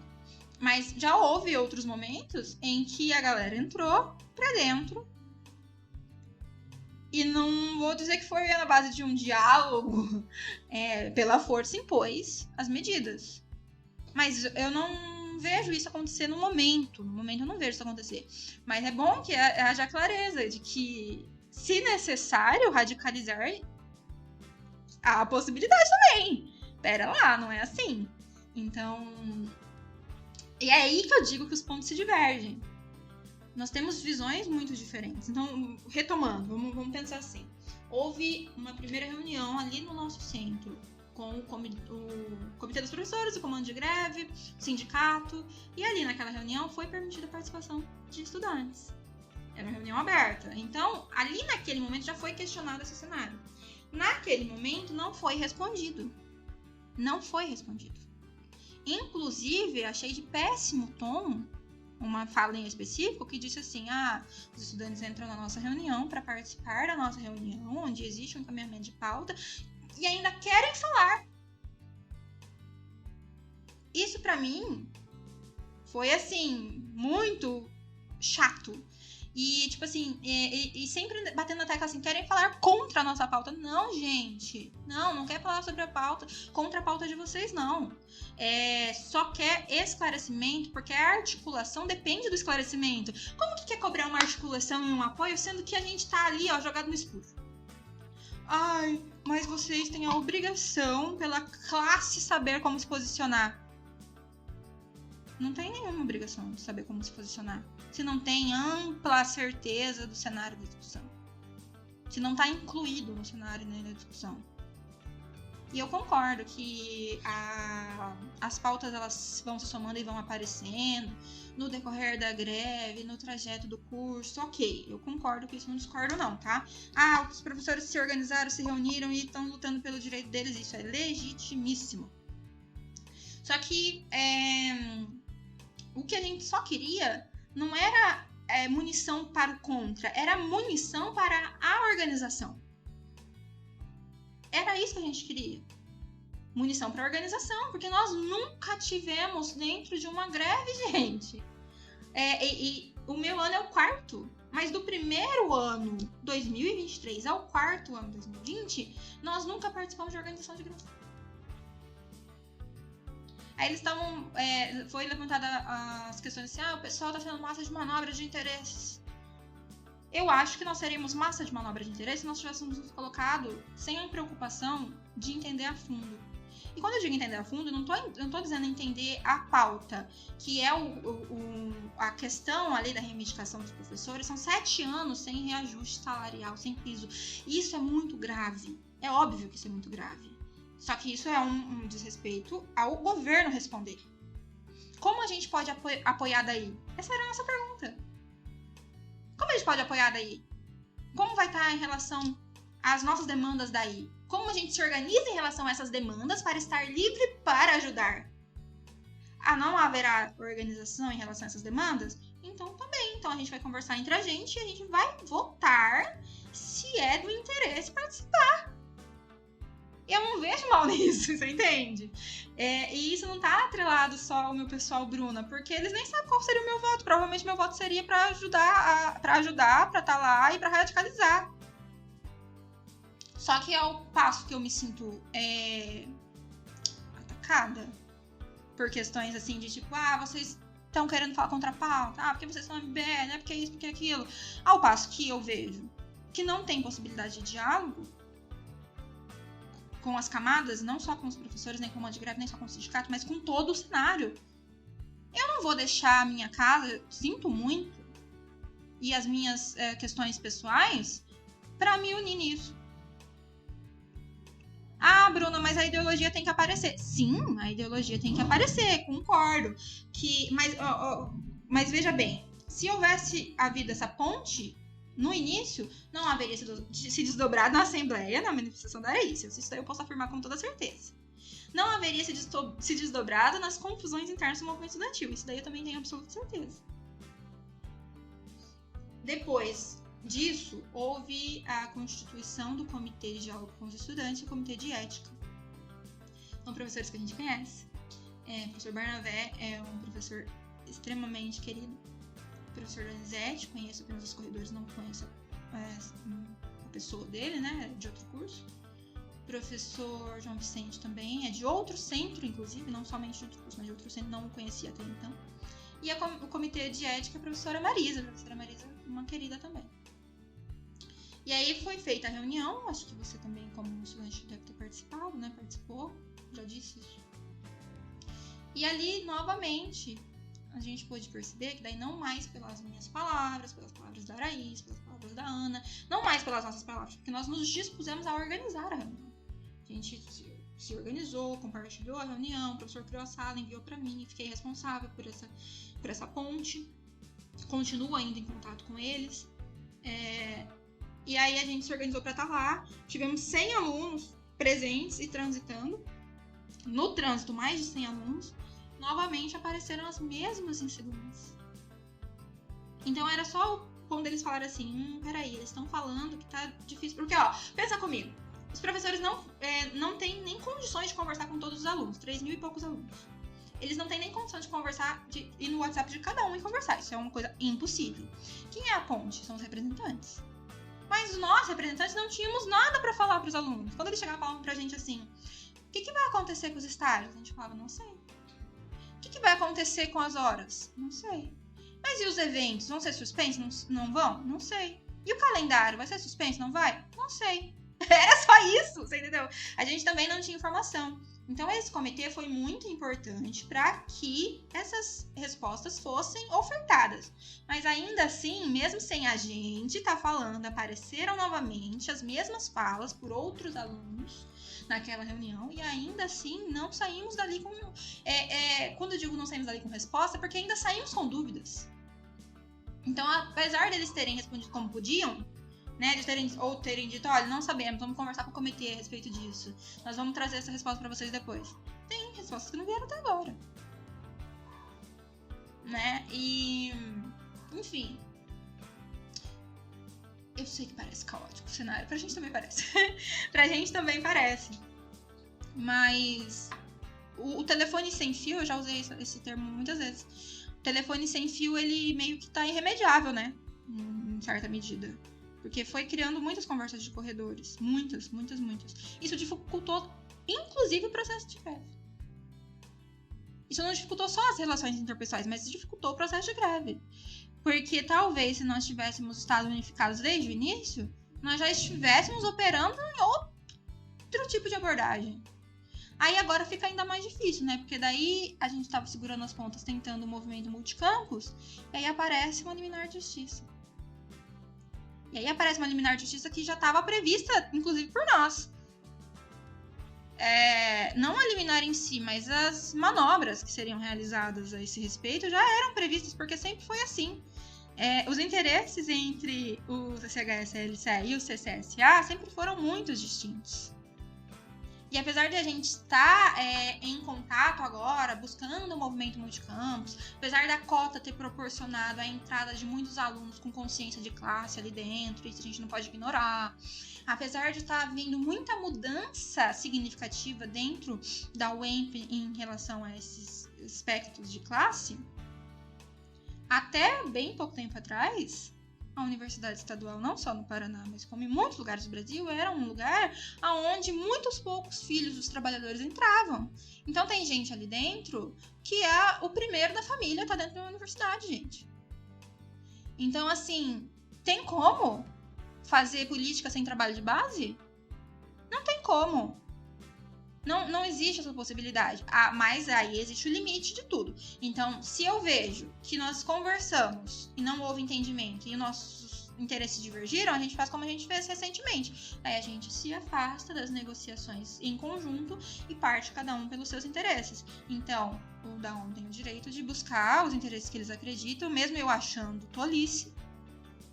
Eles vão me desculpar, mas eu acho que mais prejudica o movimento estudantil como um todo do que ajuda. E aí o Caís falou, então beleza, então aqui nós não partilhamos mais, então a gente sai fora dessas negociações e vai agir dentro da nossa autonomia. Assim como vocês vão agir dentro da autonomia de vocês, e a gente tá ok com isso, mas a gente vai agir dentro da nossa autonomia também. Qual que é a nossa autonomia desde os últimos 15 dias? Buscar pela suspensão do calendário retroativo e conquistamos. E também ninguém pode dizer que não foi uma conquista, porque o CEP foi votado, é uma instância superior dentro da faculdade, foi votado, todos apresentaram um voto, foi uma reunião muito extensa, onde além do voto foram apresentados os argumentos e eles foram ouvidos, houve inclusão de pauta, mas nós conseguimos a suspensão retroativa do calendário. Após a votação favorável na CEP, o Centro de Ciências Sociais Aplicadas, o CCS, entrou com uma liminar para que o calendário acadêmico voltasse a ser contabilizado. O que poderia nos dizer sobre isso e o quanto isso nos atinge? Bom, vamos falar de duas frentes. Assim, o calendário está suspenso, né? Ele segue suspenso e retroativo, a partir do início da deflagração da greve. Por que é importante isso? Porque existem alunos em todos os cursos com possibilidade de jubilar, inclusive. Porque às vezes estão tentando concluir o curso, porque pegaram DP durante a pandemia, porque por inúmeros motivos pessoais e acadêmicos. E se o calendário continua correndo, eles automaticamente reprovam e perdem a oportunidade de concluir a faculdade. Esse era o principal medo que a gente tinha, entre outros. Vou citar apenas esse, mas tinham outros agravantes, né, em relação à reposição de aula, que seriam mais complicados ainda se o calendário não fosse suspenso. Então, o que está faltando o pessoal entender? A suspensão do calendário não é o cancelamento do calendário. Tem diferença entre suspender e cancelar. Se houvesse havido o cancelamento do calendário, então tudo que foi contabilizado e computado até agora não teria validade, mas não foi o que aconteceu. Então, a suspensão é o quê? Dentro do período de greve, nós temos a segurança de, quando retornar, podermos concluir o ano do ponto onde paramos. Eu entendo que eles estão falando que para eles não é interessante, porque eles já tiveram semana de prova, porque lá o calendário já corre diferente, isso é o que eles estão falando. Quem pode falar pra gente isso aí é o André Casula, a Juliana Suzuki, o pessoal de dentro da universidade, da divisão acadêmica, da PROEC, entendeu? Quem vai falar a respeito disso, sobre como vai ser a reposição, como vai se organizar o calendário, são essas pessoas. Não é não é a mobilização grevista, não são os centros acadêmicos e diretórios acadêmicos, não é o movimento estudantil. A oportunidade de se falar a respeito disso e se decidir foi o CEP. Aí veio a liminar de justiça, que é o segundo ponto. A liminar de justiça, como toda liminar de justiça, precisa ser cumprida imediatamente.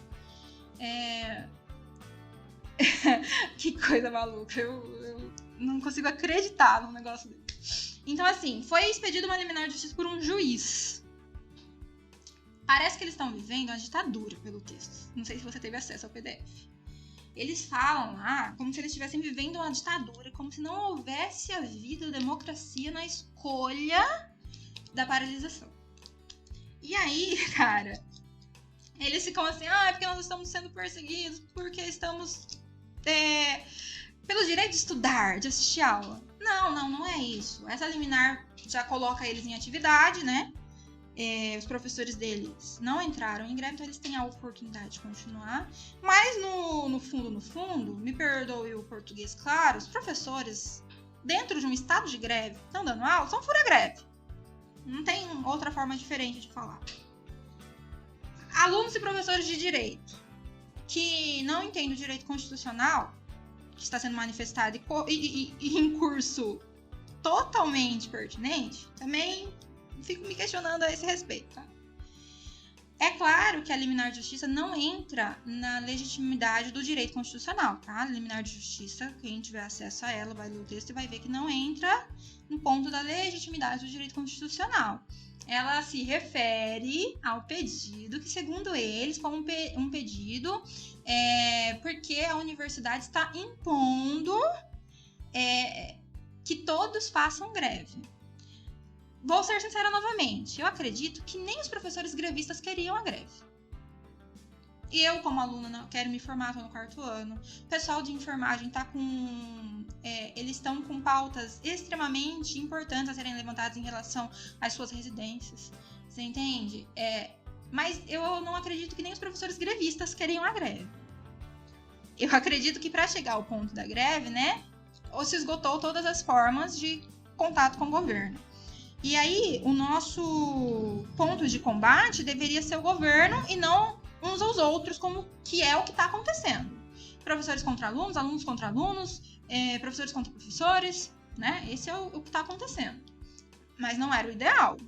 Nós deveríamos estar todos cobrando postura do governo. O que eu acho dessa liminar? Eu acho um desserviço do ponto de vista jurídico, do ponto de vista moral, do ponto de vista ético também. Jurídico, pelo desdobramento da aplicação dessa liminar. Moral, porque ela está contrária a qualquer ponto legal que eles queiram levantar. Para mim, na minha opinião, se algum dos doutores quiser me explicar melhor, tudo bem. Mas, no meu ponto de vista, tá contra, sim, a mora do assunto. Porque o processo correu e tramitou todo em legalidade, houve um indicativo depois da deflagração.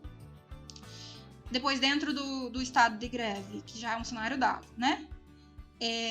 Houve a votação do CEP, que é uma instituição... cara, até então, eu não tava tão crítica à colocação dos centros, dos alunos em relação a isso. Tipo assim, eu sou contrário, não quero aderir, beleza, seu direito. Adere à greve quem quer aderir à greve. Isso daí ok. Isso daí não tenho nem falar. Só que daí a hora que vai dar canetada num negócio desse, eu começo a temer pelas atitudes posteriores. Porque o que a gente já vê no mesmo sentido? Essa postura da canetada é a postura que o governo adota. Você entende? É o que os nossos professores já recebem do governo. Eles já recebem esse tipo de postura do governo. Vão receber de dentro da universidade agora também? Não é impossível, né? Nada é impossível de acontecer no cenário político. Mas eu fico me perguntando. Até onde o interesse individual se sobrepõe ao outro interesse? E se existe a busca de um interesse coletivo, então a gente não pode trabalhar pela especificidade. Se a gente for trabalhar pela especificidade, não há necessidade de luta coletiva.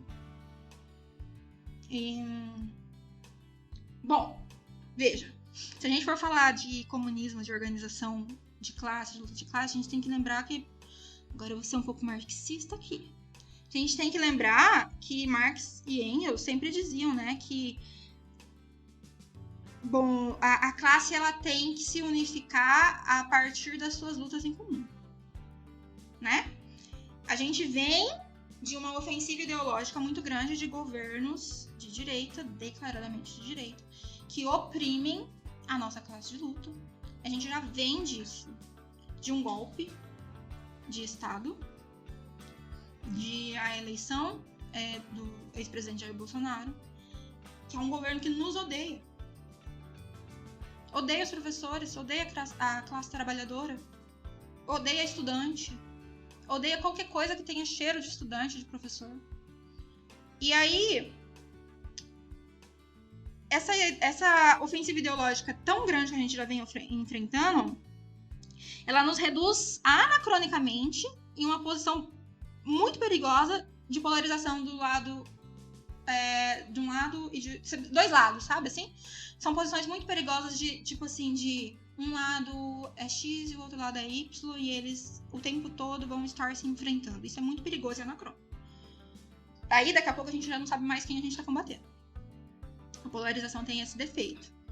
Então, aqueles que pensam X estão por X, aqueles que estão por Y estão por Y, e não há nenhuma forma de dialogar e de sair disso. A gente vai ficar eternamente se enfrentando, se degladiando aqui embaixo. Enquanto isso, o Ratinho Júnior continua lá, no governo do estado, e nem aí pra todo mundo. Bom, eu acredito que enquanto a gente estiver se prendendo aos títulos e aos símbolos, nessa daí, a gente perde o compromisso com a transformação. E nessa de perder o compromisso com a transformação, né? Além da instituição, além dos partidos, além dos órgãos estudantis, a gente tem que pensar para além disso também. Dentro disso, mas para além disso. Então, até quando a gente vai ficar se prendendo, tipo assim, eu vou defender Y, eu vou defender X. Não sei se esse é o momento da gente fazer isso. A gente já caminhou para isso, na verdade já tá acontecendo isso. Quando a gente se distancia, se diverte, já acontece isso. Mas pode ser até utópico, né? Pode ser que eu esteja deitado no chão da sala escutando o Imagine, o mundo perfeito, né? Mas, e talvez não seja impossível, seja utópico a gente conseguir um ponto de convergência tão preciso entre todos, concordo. Mas falando como aluna de história, futura professora de história, a gente sempre fala tanto, né, de sermos sujeitos históricos, de se perceber na história, né? Que tipo de história nós estamos acumulando quando a gente decide pelas especificidades ou pelo coletivo? Eu acho que essa é a pergunta que a gente tem que se fazer como um todo, não só o CAIS, não só o da MAU, não só o da CE, não só o da ON, não sei lá. Que tipo de história a gente está acumulando? Quais tipos de experiências também a gente está acumulando? No que isso vai agregar ao nosso crescimento? Que a gente vai passar por essa luta e depois a conquista que vem dela vai ser para quem vem depois também. Né? Não é só para nós. E talvez a gente nem veja isso acontecer. Talvez a gente tá lutando aqui agora para que só lá na frente quem vem depois venha colher. Então eu acho sim essa liminar de justiça uma coisa extremamente ridícula desse ponto de vista. Isso não quer dizer que eu não posso validar o descontentamento de você estar empolgado num primeiro ano, entrando na faculdade, querendo aproveitar tudo que a faculdade tem, ou num quarto ano, esperando um AOB, esperando um concurso público. Porque o pessoal pensa o quê? Que só eles estavam esperando AOB? Que a gente não tava com um concurso público já pago? E nem por isso, cara, a gente vai... Sei lá, a gente vai ramelar nesse tanto... Olha, vai me desculpar, mas... Liminar de justiça pra mim foi uma gota d'água. Não tô nem aí quem quer concordar, quem quer discordar. É muito sério isso, você envolver esse tipo de coisa. Existem as instâncias administrativas e políticas dentro da universidade e elas foram resolvidas dentro das esferas, das mais altas esferas. O CEP a justiça superior ao CEP agora? Eu acho que isso é antidemocrático. Isso é um flerte perigosíssimo. Retirar a autonomia da universidade de decidir por si mesmo? Não pode. Isso pra mim não pode, mas aí eu tô falando por mim. Eu sei que a minha opinião é acompanhada da opinião dos meus colegas.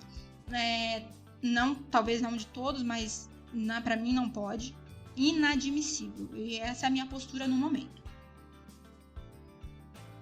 Passando para o nosso último bloco, falaremos sobre o daqui pra frente. Quais os posicionamentos serão tomados, o que teremos que lidar ou enfrentar. Então, com tudo isso, o que você acha que virá daqui pra frente? Entrando, obviamente, no nosso campo especulativo dos saberes. O que as representações podem fazer durante esse período? E o que o CAIS irá fazer? Por fim, gostaria de falar mais algo? Tá, eu acho que a galera se empolga muito com os passos, né, que a gente toma, com os passos que o Caís vai tomar, o Cafio vai tomar. Há uma expectativa sobre esses passos, sobre o que o DCE vai fazer, se vai se posicionar. Para alguns, essa expectativa ela se faz em relação à afirmação da ideologia, né? Eu não vou ficar pulando na bala de Playboy, não, cara. Então, o que eu espero? Eu espero que derrubem essa liminar. O que eu espero? Pra mim, ela teria sido derrubada no dia posterior. Mas ela veio com um rodapé de 15 dias, né? Pra esperar a contestação. 15 dias. Então, pode esperar que daqui 15 dias nós estaremos em greve ainda. Pode ter certeza. Eu sei que existe uma postura do governo de não conversar com os grevistas. Acho isso extremamente desrespeitoso. Também sei que existe a proposta do governo, uma proposta informal, de suspensão da greve para planejamento. Isso não existe. Tá? Não existe mesmo. E eu acho que agora, com essa liminar de justiça, dificulta um pouco a saída, sim, da greve. Houveram outras universidades que suspenderam, né, por esse mês, isso aí a gente já sabe. Mas eu não acredito que a UENF vá adotar esse caminho. E também nem espero que adote. Eu quero que um dia essa greve acabe, que a gente possa retomar a normalidade, isso é óbvio. Mas eu não acho que pelos próximos 15 dias isso aconteça. Nem espero que aconteça, para ser muito sincera. Acredito que agora é uma questão que se intensifica mesmo. Acho que é uma luta que se intensifica porque se estavam cobrando a postura e se estavam cobrando que aparecesse a ideologia, agora aparece. Porque há motivo para aparecer a ideologia. Para não se submeter ao abuso. Eu acho que a liminar foi abusiva. E por isso, aí a retórica vai ser de um enfrentamento mais agressivo. Pode ser que não também, tá? Não sei, professores, o que vocês têm a dizer sobre isso. Mas, pra mim, né, olhando de fora. E eu acho que a galera de história também espera isso, cara. Sinceramente. Acho que a gente tava quietinho até agora, a gente tava bem na nossa, esperando os movimentos, confiando na articulação dos professores. Ou não, né, que a gente sabe que nem todo mundo confia na articulação, seja lá qual for. Mas eu acho que dentro do nosso curso há uma expectativa, sim, sobre como vai se dar isso agora, porque a gente se sente pessoalmente em perigo, né? Quando o pessoal começa a questionar democracia, é meio complicado, né? Questiona o que você quiser. Meu amigo, questione o que você quiser. Como disse, eu sou muito aberta aos questionamentos, acho que eles enriquecem. Mas não dá canetada não, porque canetada não é questionamento, tá? Canetada não é questionamento e chapéu de fascista, meu irmão, é marreta.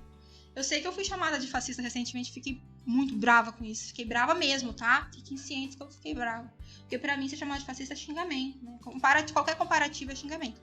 Então pode ser que quem esteja ouvindo aí, que tá agora do outro lado, vai ficar chateado comigo também. Galera, não é essa a intenção, mas entendam. Se qualquer milímetro questionador dos processos democráticos, não tem como eu falar que tá bacana, não tá. E se você tá alimentando um caminho que vai dar espaço para antidemocráticos, para elitistas, pra gente que vai falar em grupo de van, mano, até isso aconteceu, foram falar no grupo de van que, se vocês não têm condição de estudar, tem que dar lugar para quem tem. Isso é problemático. Isso é muito problemático. A galera negociando desconto aí nas vans pelo processo do calendário suspenso aí, a paralisação, e já tava tendo êxito nisso, e o pessoal, não, que se vocês não estão afim de estudar, tem que deixar quem quer. Não tá afim, dá lugar para quem quer. Ô, meu irmão. Se toca, né? Vamos se mancar? Então, acho que isso daí foi o que deixou o Caís mais à flor da pele. Até então, a gente estava tranquilo com as negociações como vinham se seguindo nas esferas burocráticas, sem muita expectativa real por uma esfera mais popular, sim, ou sou sincera em dizer, por conta da incerteza do cenário mesmo. Só que a partir do ponto que o discurso começa a enveredar para esse lado, daí eu vejo a ansiedade do Caís por uma articulação diferente, sim. Talvez por parte nossa, também. não só por nossa parte, mas por parte do comando docente. Acho que eles não terem saído, terem permanecido em greve, já é meio que uma resposta de como eles vão agir, né? Que é estar 100% nem aí pra liminar, galera. Sinto muito. Podem continuar assistindo aulas aí, beleza, mas o calendário segue suspenso. E pra nós, no caso dos estudantes, e pro comando de greve, gente, o cenário não muda nadinha com essa liminar. Eles, olha, sinceramente, eu vejo uma galera assim, porque a gente tem que votar contra... A gente tem que votar dentro das nossas esferas. Nas nossas esferas, sim, a gente tem o direito do voto, de opinar, de estar a favor, de estar contra, de debater. Agora, em relação ao comando docente, a gente não tem autonomia nenhuma pra isso, não. Desculpa falar, tô sendo sincera, daí não é opinião. Não é opinião. Ah, Bruno, o que você pensa disso? Não interessa o que a Bruna pensa disso. No termo técnico, o cenário é de greve. E não tem como operar fora dele agora. Assim como eu disse, que às vezes a gente se organiza dentro das categorias na luta de classes para negociar com o capital, muitas vezes a gente negocia com o cenário que está dado. Qual que é o cenário agora, meus queridos? É greve. Não tem outro cenário. Não tem, mas eu não concordo. Você pode concordar e discordar, é o seu direito, mas a discordância e a concordância não interferem no cenário. O que interfere para mim, e aí, às vezes, até mesmo os meus aliados podem não concordar, o que pra mim interfere são os discursos. Porque quando eu disse, logo no início, que a gente foi chamado de fascista de MBL, uma das pessoas que chamou a gente de fascista de MBL, no dia seguinte estava tirando foto com o pai da Sofia. Tirou foto com o pai da Sofia abraçado. Grande fulano de tal.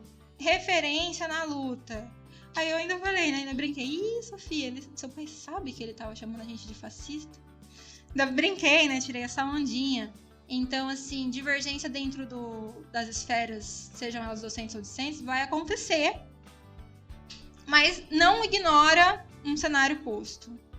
Assim como a gente não teve a oportunidade de ignorar a Covid, assim como a gente não teve a oportunidade de ignorar um desgoverno, assim como a gente não teve outras oportunidades de ignorar tantos outros cenários. Aí o que vai diferenciar é como a gente vai se colocar nele.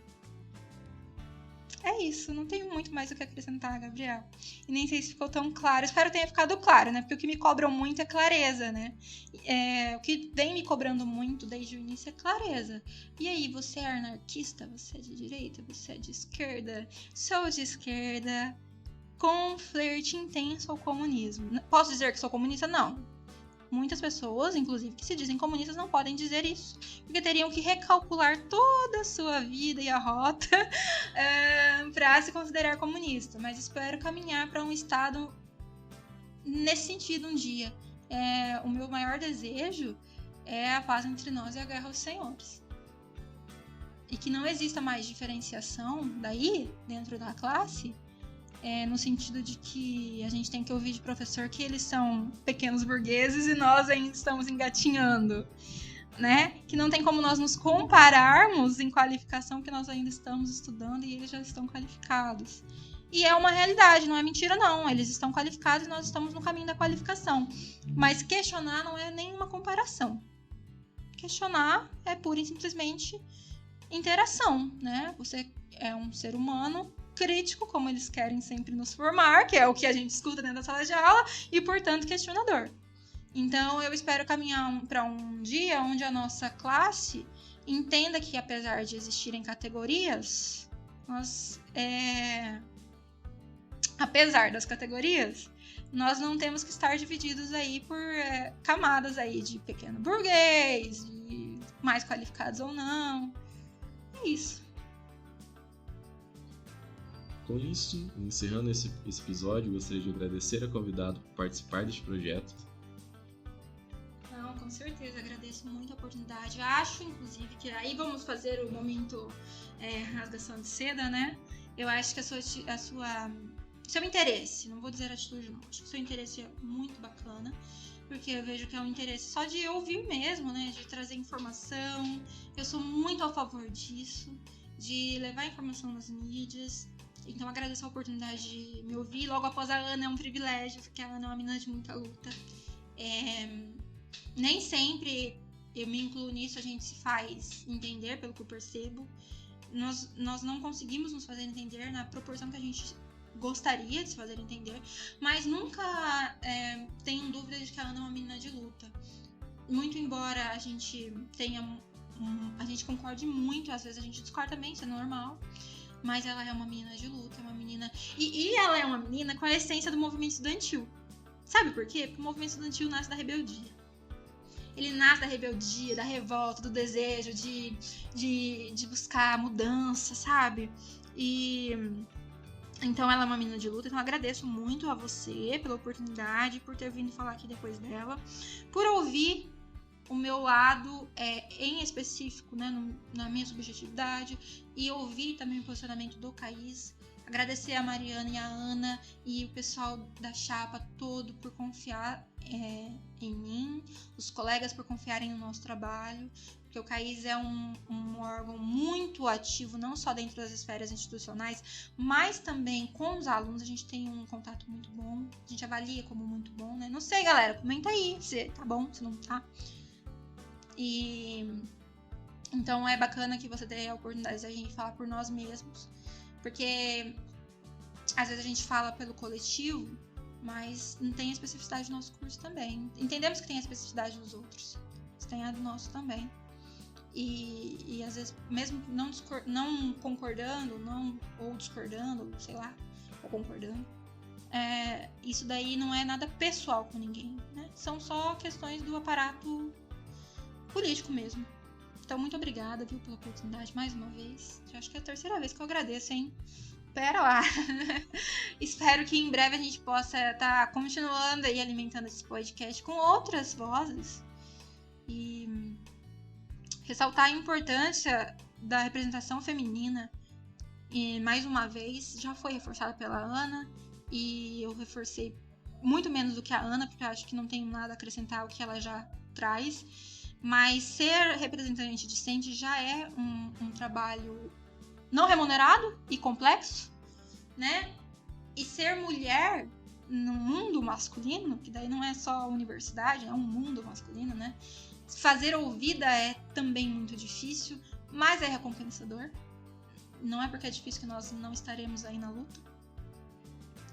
Agradecer ao nosso colegiado por ser um colegiado tão bacana, como a gente ressaltou, por, em ampla maioria, ser um colegiado respeitoso, né, que se diferencia de muitos outros. E agradecer também aos haters, viu, haters? Muito obrigada. Vocês são demais, sem vocês nós não seríamos nada e nem estaríamos aqui nesse podcast, hein, galera? Valeu! Mas é isso, o dia que eu conseguir o contato pessoal do Kim Kataguiri, prometo marcar com ele pra vocês. Agora que eu sou essa nova integrante do MBL aí. Juro que me arrependo de não ter feito antes. Tô zoando, brincadeiras à parte. Gente, sou muito brincalhona. Muito brincalhona mesmo. Então, algumas coisas levem na seriedade, porque é muito sério, mas outras coisas levem na descontração. Um beijo, boa noite a todos. Bom feriado pra você, hein, Gabriel Restinho, porque hoje eu já ocupei o dia, a tarde toda. Valeu!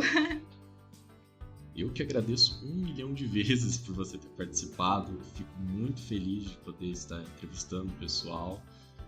Sintam-se sempre convidados a participar, vem trazer aqui. A gente não chega a tantas pessoas, mas acredito que um dia vamos conseguir.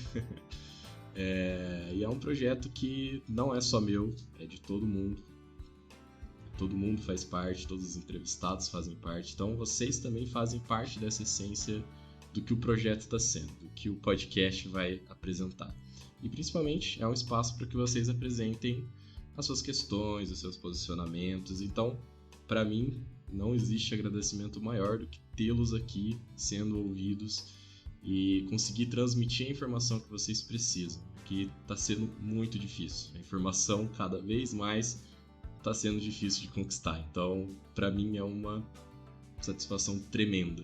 Não existe nada mais gratificante do que poder estar entrevistando vocês aqui. Então, eu agradeço de verdade por se disponibilizarem e agradecer ao pessoal também que está escutando, que chegou até aqui. Você tem o meu respeito. Espero que você tenha conseguido alguns esclarecimentos e obtido algumas informações. Obrigado por tudo e até o próximo episódio.